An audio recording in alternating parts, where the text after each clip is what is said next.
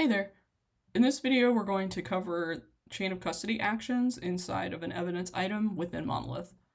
So I am in an evidence item inside of Monolith, and I've clicked into the chain of custody tab. So here you'll see a log of all the chain of custody that has happened so far. If we need to add a new chain of custody action, we can do it from this screen.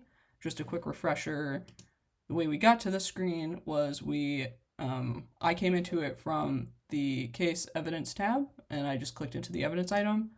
You can also get to it by clicking the evidence items in the left-hand side and clicking into the evidence item that you want to take a look at or need to do chain of custody actions for. But getting back to the topic at hand, so for the chain of custody actions, if we need to do a new chain of custody action, we can click this actions button up here. And Monolith's going to give us some options that kind of follow the chain of custody process. So if we need to move the item to a different location, for example, or check out the item so it can be worked on, if we need to release the item, destroy the item, or add any records that we may have that may be needed. So let's say I want to check out this item. So it's going to add the timestamp for me. I can add some checkout notes. Taking to workstation for processing. And then I can get the signature.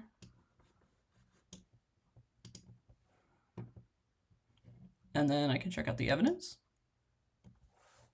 And it's going to add a new log item for us here.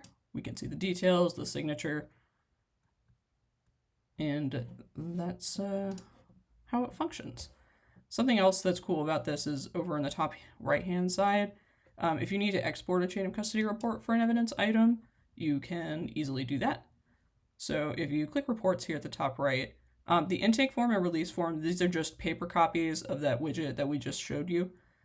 So if for some reason you need a paper copy to complete your intake or release process, you can export those from Monolith. And for an evidence COC report, if we click this, I'm going to give this a second to download. All right, it's downloaded. Let me open this up for you guys.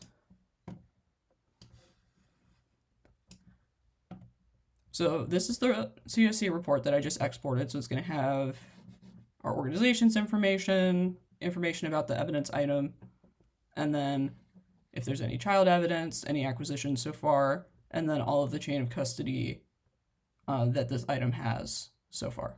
So pretty handy if you need that on the fly. You can export that in just a couple of clicks. And that's how the chain of custody works inside of an evidence item. Thanks for watching.